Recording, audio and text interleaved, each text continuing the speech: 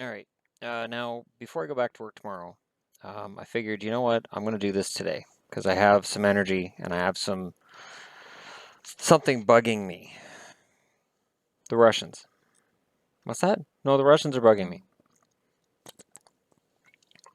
They're bugging me because I'm an old fart, and I remember 1987. 1987 was the year of magic. There was a three-game final to decide the Canada Cup champion. All three games ended 6-5. The Soviets won the first game in overtime. Canada won the second game in double overtime, in what was probably the best game ever. And then game three, Canada won again 6-5. The teams were insane in terms of their lineups. Let me go through this, all right? Because this is part of the reason why the NHL's version this year is really not inspiring me. So this is Team Canada. Head coach Mike Keenan. Assistant coaches were John Muckler, Jean Perron, and Tom Watt. I don't know why Watt's in there.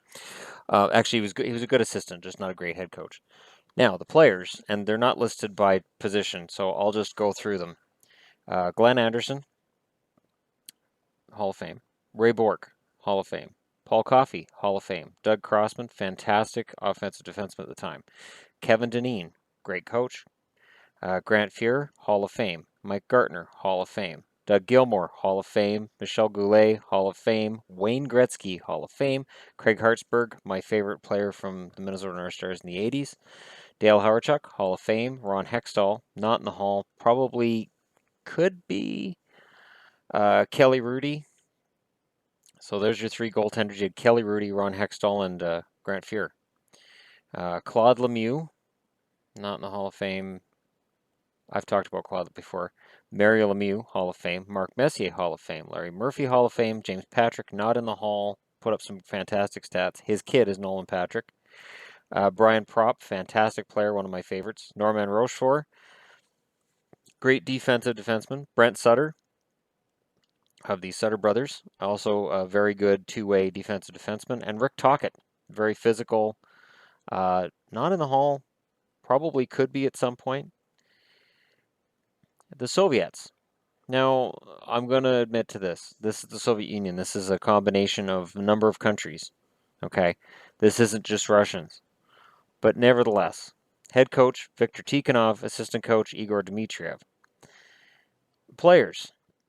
In goal, Evgeny Beloshelkin. Yeah, that's what it looks like. Center, Vyacheslav Bykov. Anatoly Fedotov, Vyacheslav Fedosov, Hall of Fame.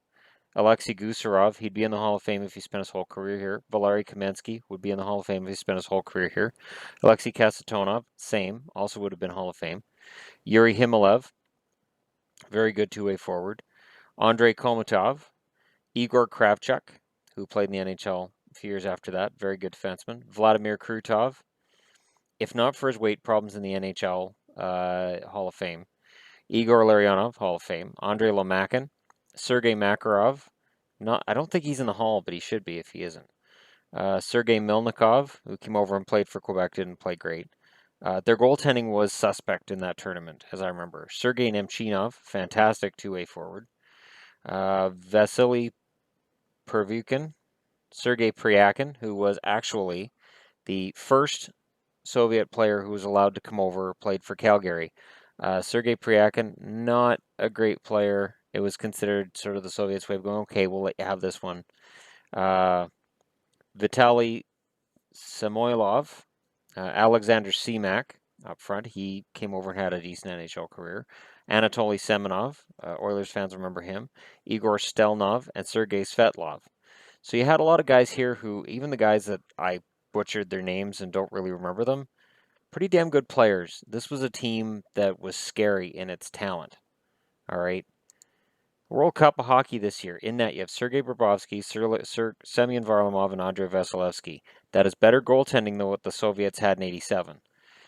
The Soviets, really, if they'd had Tretiak, if Vladislav Tretiak had played in the '87 Canada Cup for the Russians, I honestly, or for the Soviets, I think the Soviets win it.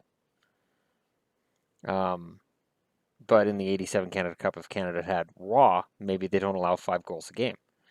On defense, Alexei Emelin, Dmitry Kulikov, Alexei Marchenko, Andrei Markov, Dmitry Orlov. Slava Voinov's on this lineup. This is an old lineup. He's been taken out. And Nikita Zaitsev, who's Toronto's defenseman of the future. Sorry. It's middle of the road. It's not a great defense. Markov is not what he was 5 years ago. Emelin I wouldn't have on a national team for North America at all. Kulikov's okay. Marchenko's decent, I guess. Orlov's good. Zaitsev might be the hidden gem here, but that defense is nothing to write home about. This is not Fedosov and Kasatonov. There isn't a defenseman on this team that could lace their boots. There isn't.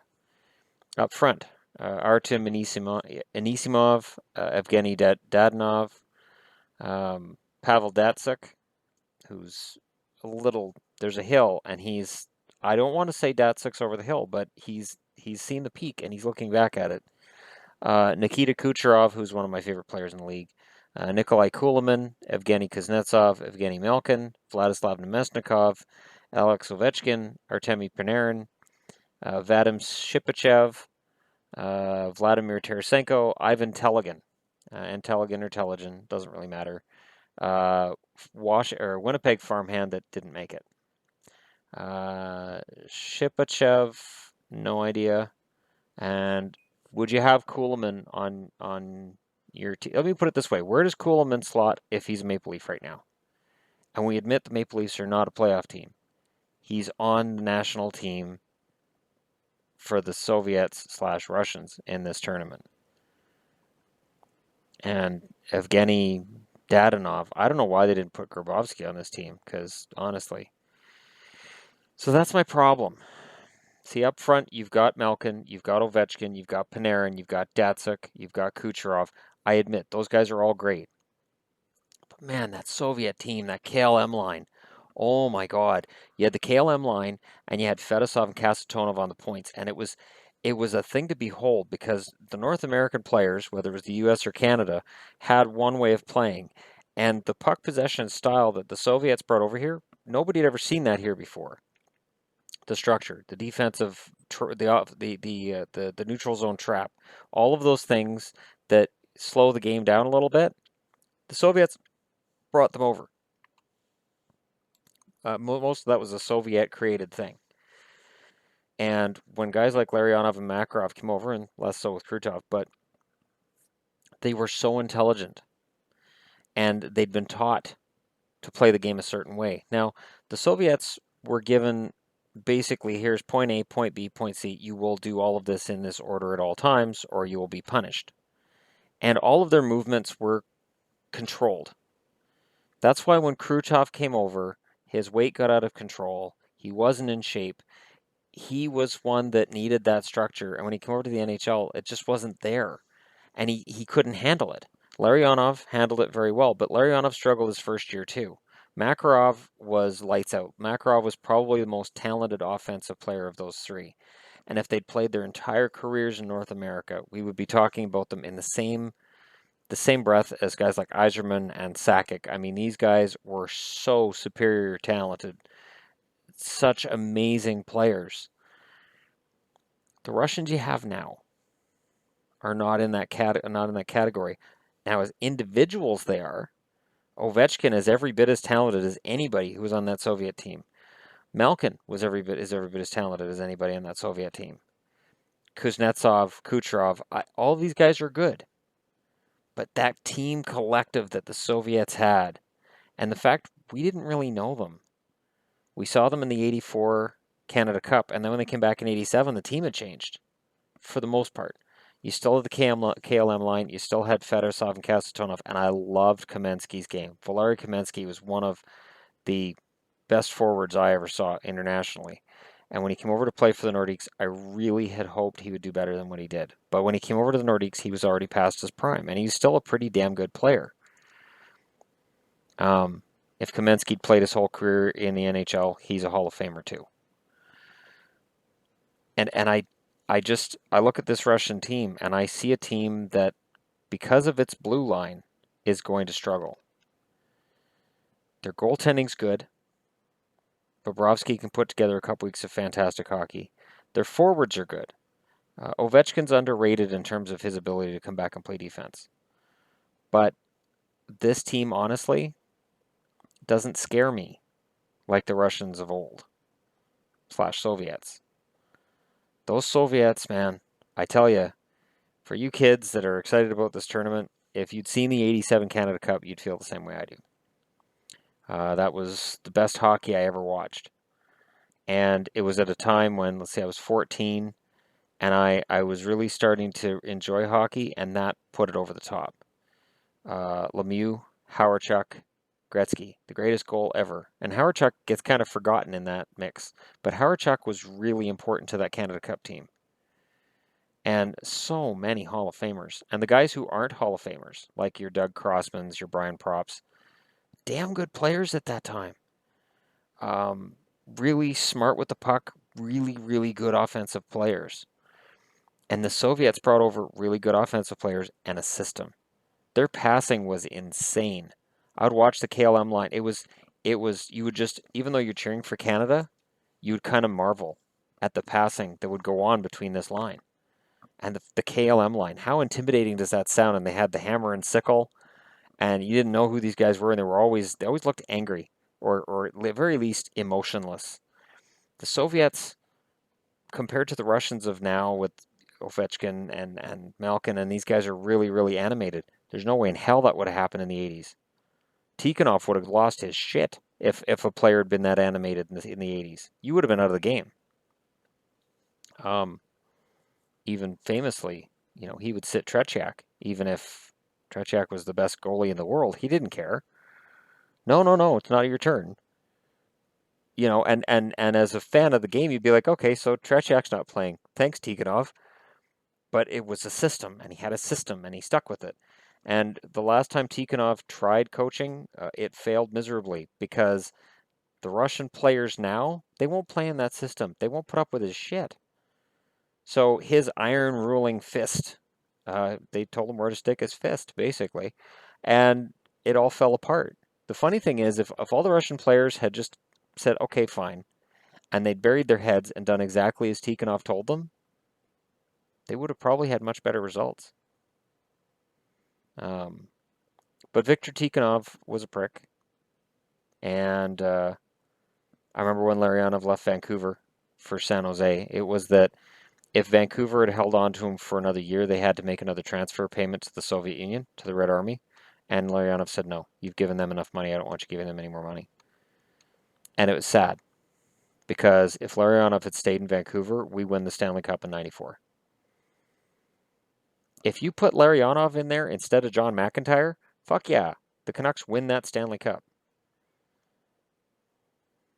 Because Larionov would have been shutting down Messier that entire series. He would have been frustrating the shit out of Mark Messier. Larionov was one of the best two-way forwards I ever saw.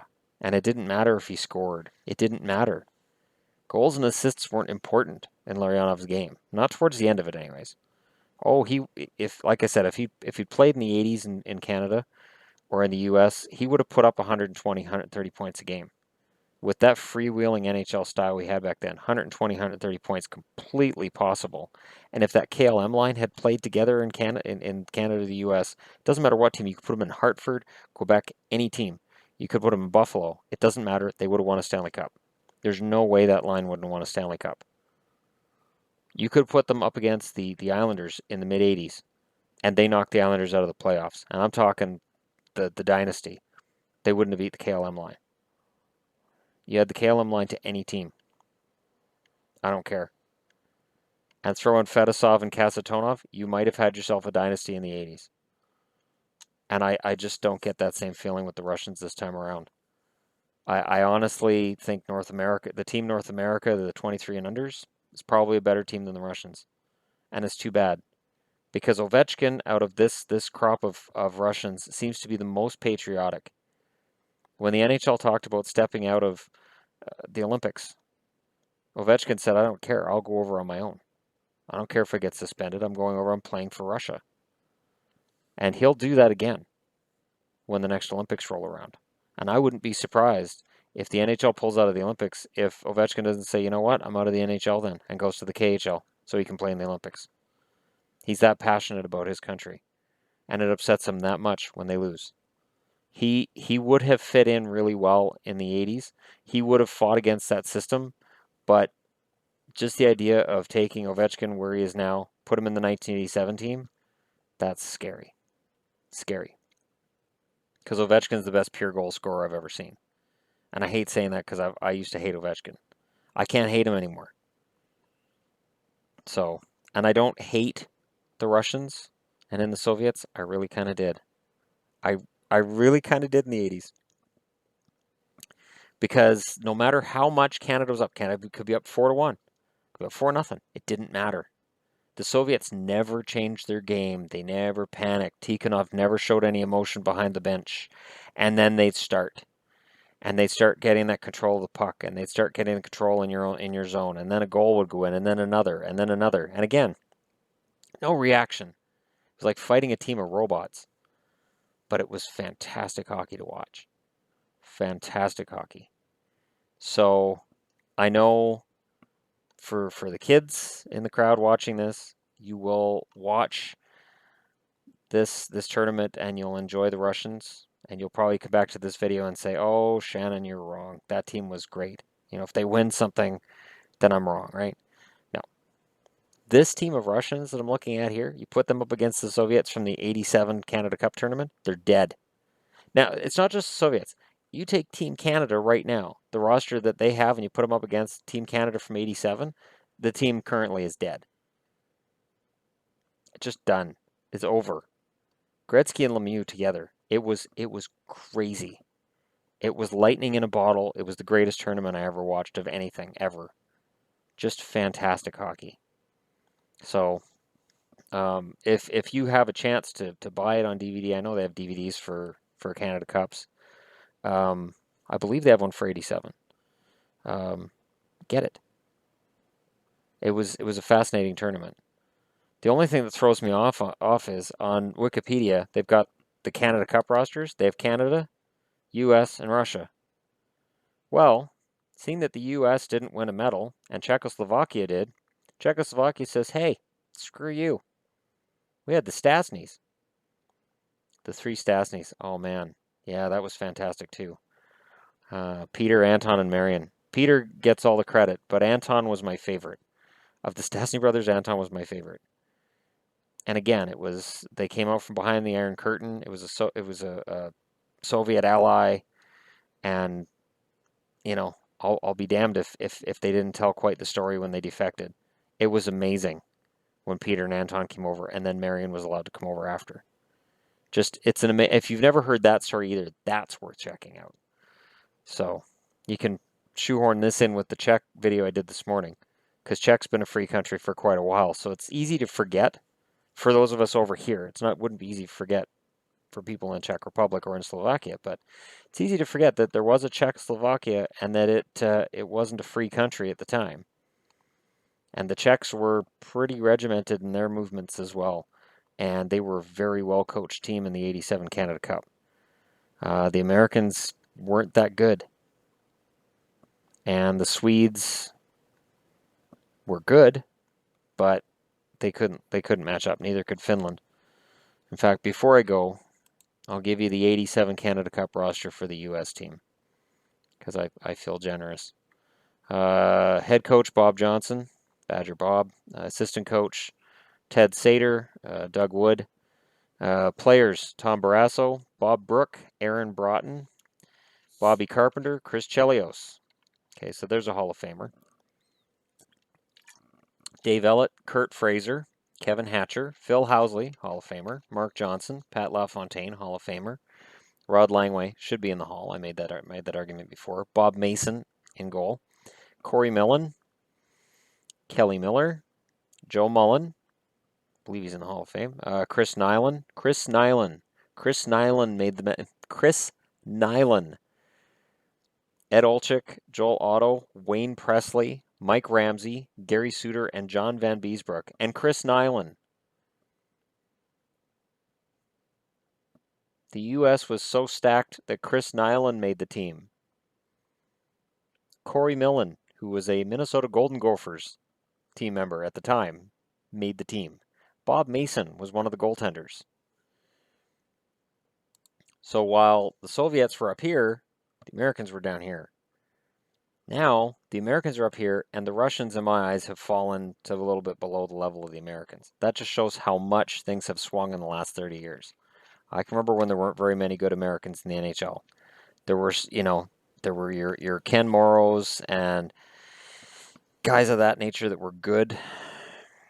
But in terms of great, Pat LaFontaine was one of the first that you could look at and say, this guy's great, and he's an American. But, yeah, things have really changed. Chris Nyland played for the Americans at the K. Chris Nyland was in the same tournament as Wayne, not Keith, Wayne Gretzky. Not Brent, Wayne Gretzky. So on that note, I will leave you for today.